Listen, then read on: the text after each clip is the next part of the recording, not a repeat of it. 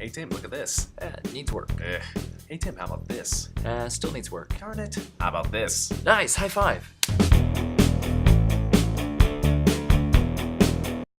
Hi everyone, he's Michael. He's Tim, And this is Adnan. Adnan of the One4U podcast show. We are so happy to have you on. Let's give you a round of applause. Let's even add a round of applause from our imaginary audience. Imaginary? Yeah. Wow, they are very Thanks, loud. cheers. Oh, well, Yeah. I guess the stuffed animals don't count as real? Oh, those aren't stuff, they're real. Oh. Yeah. I guess. Oh, okay. Yes, cool. So what we wanted to talk about today on TMI is the art of video games, which is why we've invited our very special guest Adnan of the One4U Show. And if you guys haven't checked out the One4U Show, my colleague Tim is going to do this magical thing that he does on the Just screen. put that up in the corner. There you go. And there it is. He's really good at that with the magic. You don't even know where to look. I'm that's why I pointed everywhere. Oh, well. Maybe I want you to put it in where it's here, and then it's here, and just to make more work for you. So, No. interestingly enough, literally just, I want to say about 2 hours ago, I actually beat The Walking Dead. Oh, congratulations! Thank you. Fantastic game. A fabulous game, and especially for a downloadable. Oh Oh, yeah, wow. because it ran off the episodic format, very much Yeah. like it's one of those games that went off the episodic format that was successful because it was a format that almost died. And originally, when we're thinking about like what you can download from the arcade, Mhm. you would just think, and again, for those of you who might be a little lost, let's actually backtrack a little bit. Present. No, it's fine because video games, again, we're kind of part of that generation where they've been around since we were kids. So for those of us who were maybe born in the 80s, or even some who were just right there on the cusp of born in the 90s, video games are definitely something that is here to stay, in my opinion. And where I'd like to springboard off of it is just naming off games that, for me, as a kid growing up, I saw. And even if you haven't played a video game, you've seen an image, you've seen a character, you've seen somebody or something, or maybe even a piece of music. Maybe you was a musician and never played Mario, but you know, bum bum bum bum bum bum. That just hurt my heart a little bit. If you don't want to play Mario.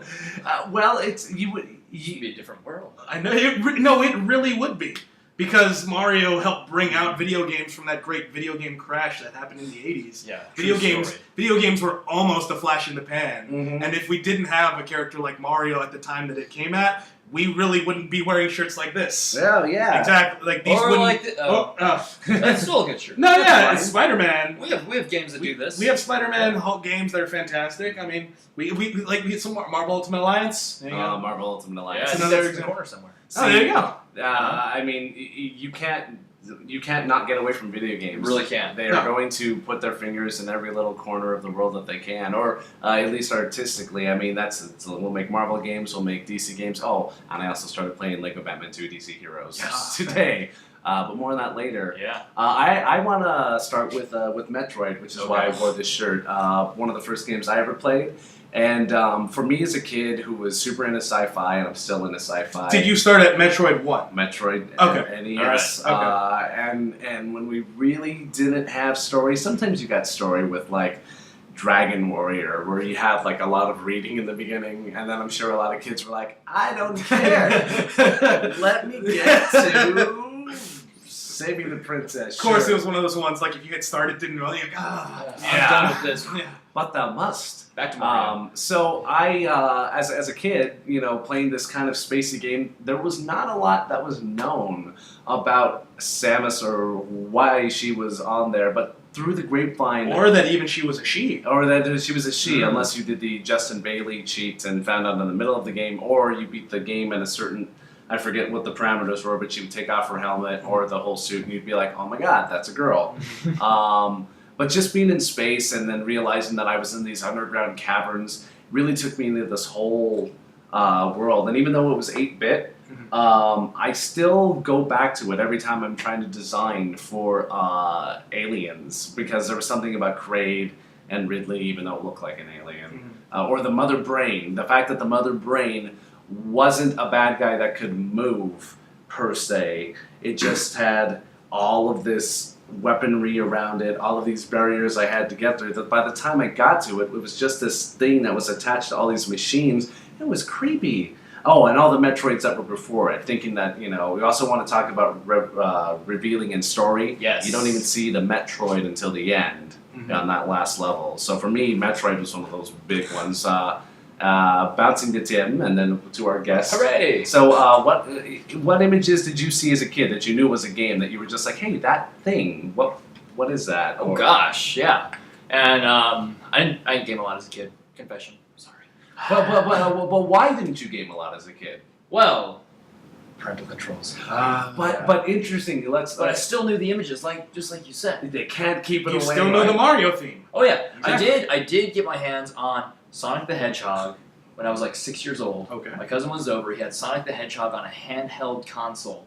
That was the Game Gear. That's the Sega Game Gear. Yeah, but There you go, the that's first right, yeah. color screen. Remember That's how what it good was. that thing That thing was great for a half hour and the batteries would die. Oh, and yeah. then you'd put another 7 batteries in it and the batteries Oh, would I die. didn't even do that. He had rechargeables. I just Oh, plugged it okay, in the whole cool. time. Right, Yeah. then you were good. I just, as long as I was near a wall. Your and he cousin didn't was a want to rich play in the punk. car. That's what your cousin I was. guess so. I don't know.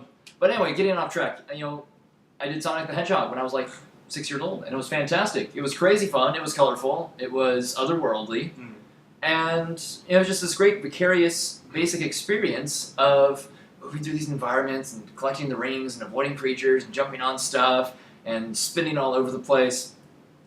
And at its core, that's what video games are.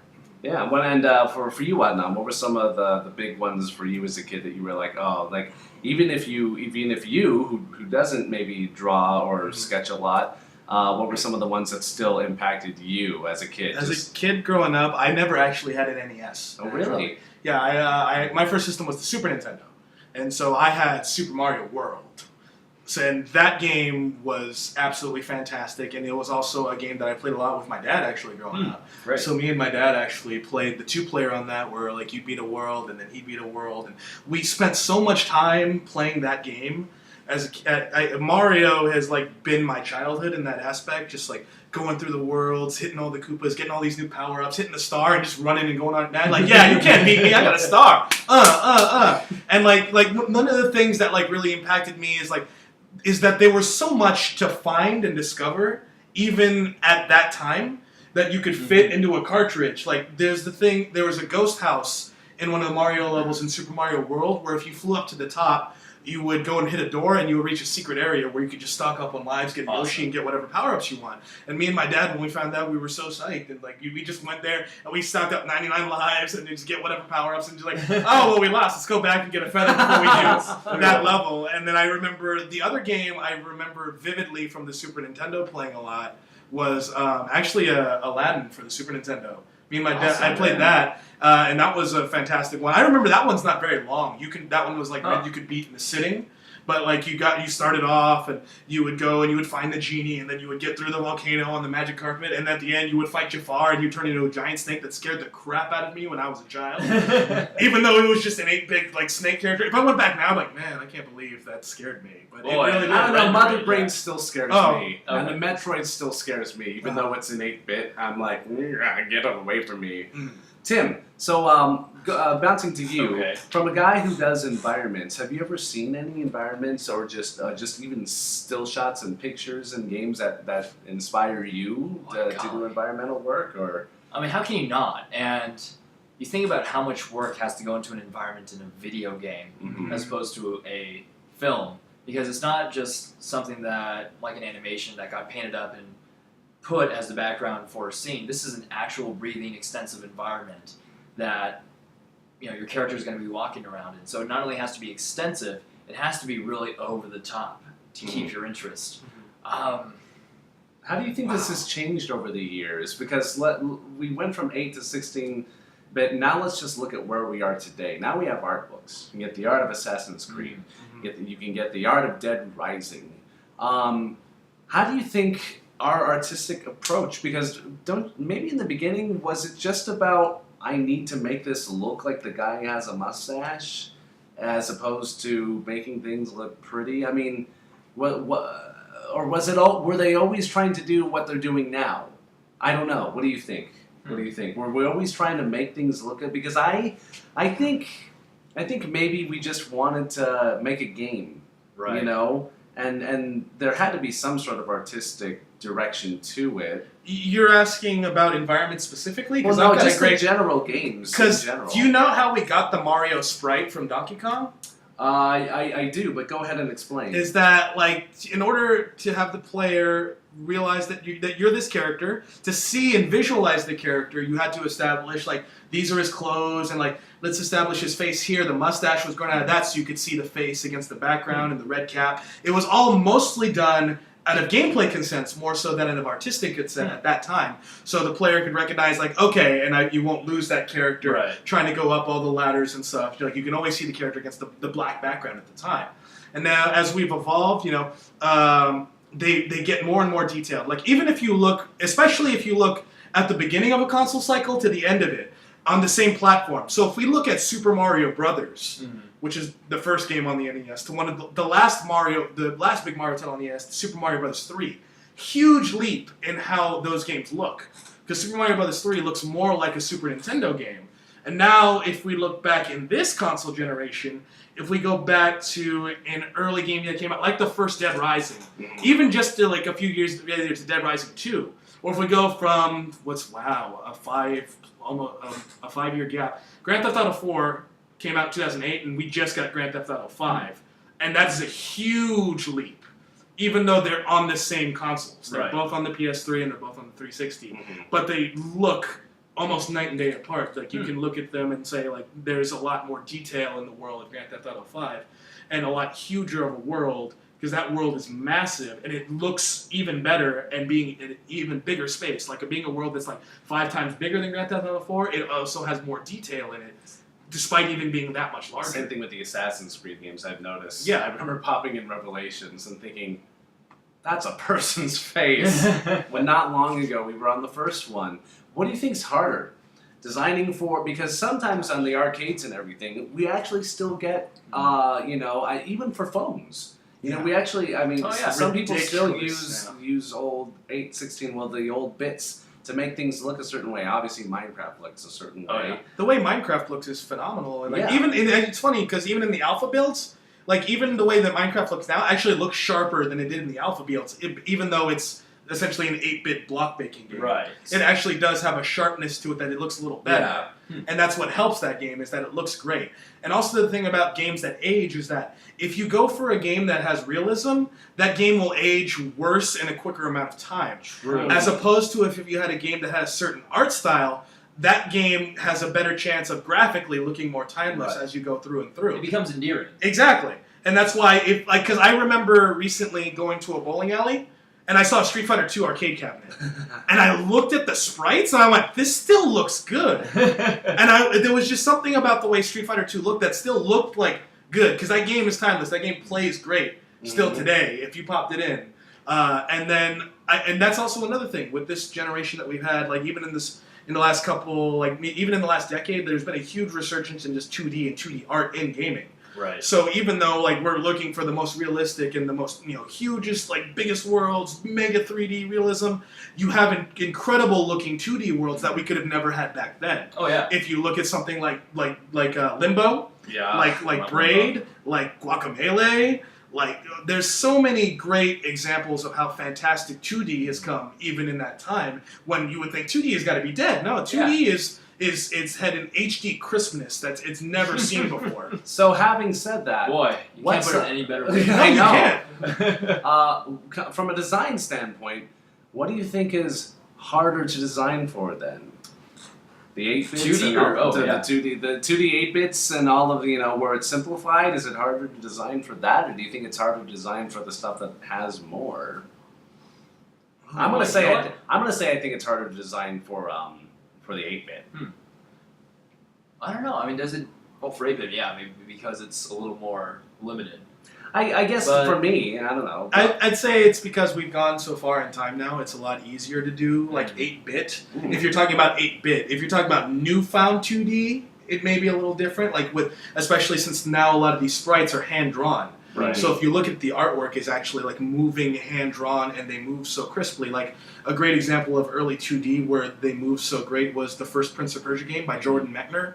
And it used the rotoscope animation So it was back in like 1991, 92 or something like that, but it was on an old computer.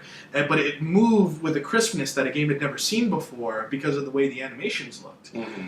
What you have to deal with in a 3D space more so is people trying to break the game more so. Because in a 2D space, you go left and right, really. Maybe you go up and down if you're looking at something like a Galaga or like a Pac-Man or something like that. But in a 3D space, you have to account for walls that you don't want people to pass through. And stuff like that. You don't have to worry as much for 2D. But in 2D, that doesn't necessarily make it easier. I'm just saying that you have to think about more stuff in a 3D environment in the fact that you have to think about if the player is going to go here, will that mess with this? Will these not things load in? 2D, I feel you don't have to worry about that as much unless you're looking at like a game that's like 2.5D. Right. It's like a 3D characters on a 2D plane, like a Shadow Complex, for example. Okay. Well, I think it's harder in my going for the old because I think it needs a look. I think it's harder to achieve a look. I think That's it's a very good point. For me, I think it's easier with a bigger game that has a lot of environment people and a lot of character people working on it. I feel like you have a little bit. I don't know. You've got more collaboration happening that'll help you kind of strike that look a little quicker. I mean, if everybody's looking and experimenting, you're going to hit upon something faster. It's just going to happen. Cool. Again, loving this conversation so far, and going back over to Tim. Hooray! Because not that we're pigeonholing you or anything, no. but no, seriously, I think it's so interesting because you're not the only one that I've heard saying like I was parental control, and it's just because I sound like a DVD player. No, we put games for Tim. There's a Nothing about it. There's a keypad on the back of him. You press it, and you finally start watching like R-rated movies and stuff like that. there you When go. you put the parental control on the E for everyone, you're missing out. Yeah. But no, I got my mom a sign for her birthday. It's a Coca-Cola tin sign, and it's got like all the different Cokes. And she looked at $18.99, and she with the first bottle that's pictured, and she said, "Oh my God, that's when Papa was born. Her Papa was born in 1899." And she just said, "Can you think of everything he's seen? Because he died in 1986." She's like, "Can you think of everything he saw in his lifetime?"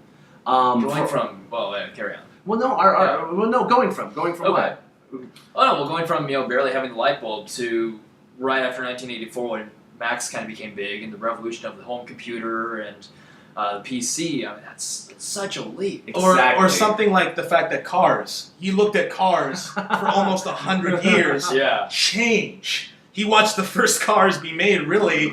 And then he saw, like in the 80s, more, different styles of cars, and then also like in the 40s, the 50s, just so many different styles of cars. You got a picture going through Prohibition, 2 World Wars, and then you're going to tell, and the invention of television, and then you're going to tell somebody they put a man on the moon. Yeah. But no, that's great because we need that perspective.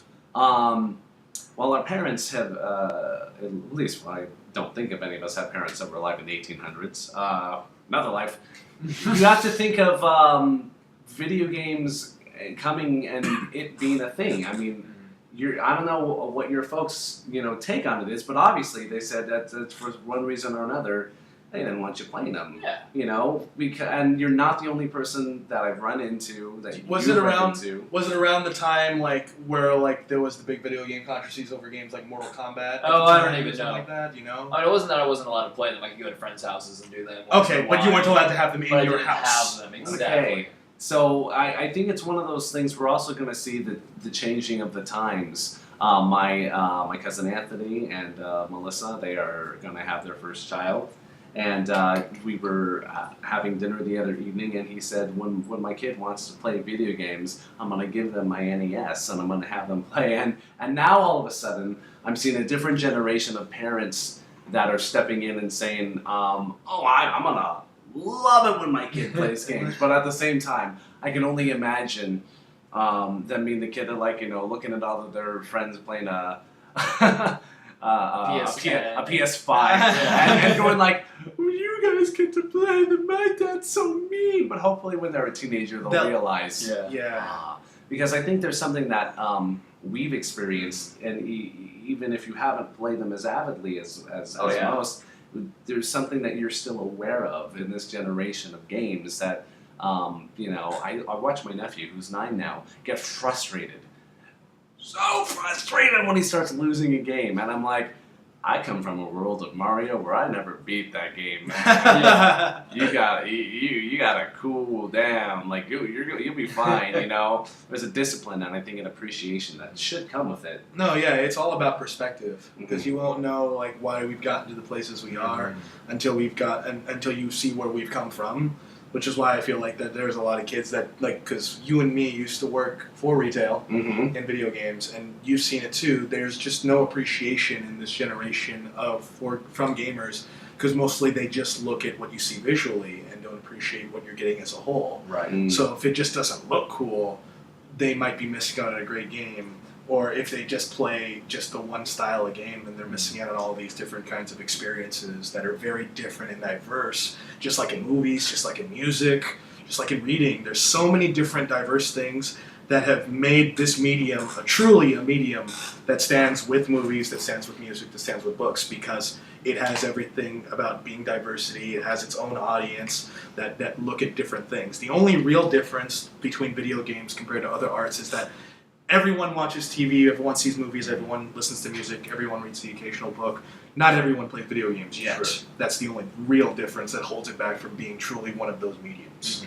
And what a poignant point. Ladies and gentlemen and audience, Adnan of One4U. We are definitely going to have you back. Oh, sweet! Yes. Do I get a punch card? Do I get a free sandwich? If I come have the first punch card. Yes! I don't know, where's my sandwich? I haven't got it. Wilma! Because that's our story.